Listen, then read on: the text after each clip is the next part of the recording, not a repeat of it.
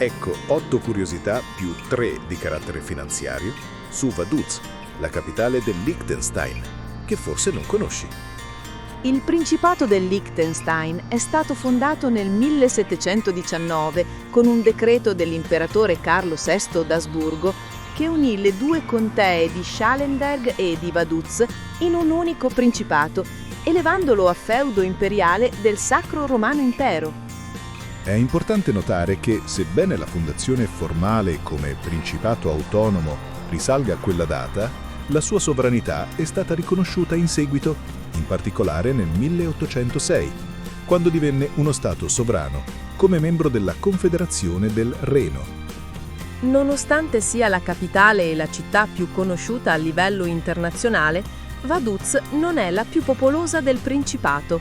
Questo primato spetta a Shan, che ha qualche centinaio di abitanti in più.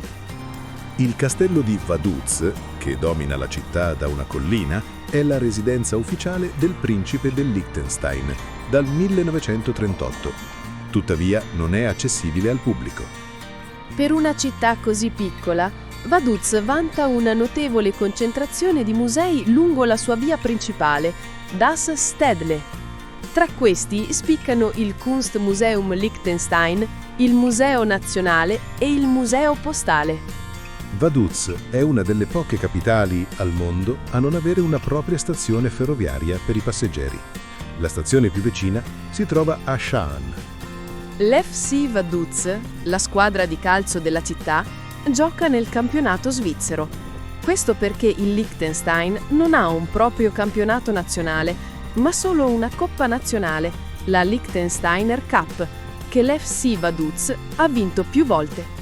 Il palazzo del governo di Vaduz, un imponente edificio del primo Novecento, è considerato il chilometro zero, da cui partono le indicazioni chilometriche di tutto il Principato.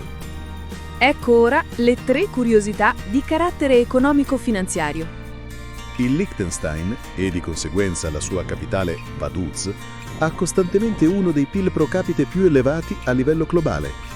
Questo è dovuto in gran parte al suo fiorente settore finanziario, caratterizzato da un sistema bancario solido, da una tassazione moderata per le imprese e da un quadro normativo stabile che attrae investimenti esteri. Il Liechtenstein non ha una propria valuta nazionale, ma dal 1924 utilizza il franco svizzero grazie a un'unione doganale e monetaria con la Svizzera. Ciò garantisce stabilità e fiducia nel sistema finanziario del Principato. Nonostante l'importanza del turismo e di un'industria manifatturiera altamente specializzata, soprattutto in ingegneria di precisione, il cuore pulsante dell'economia del Liechtenstein è il settore finanziario.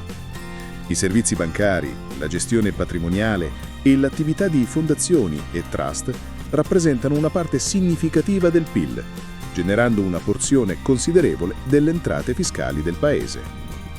Tu conoscevi questa capitale europea? Facci sapere nei commenti cosa ne pensi.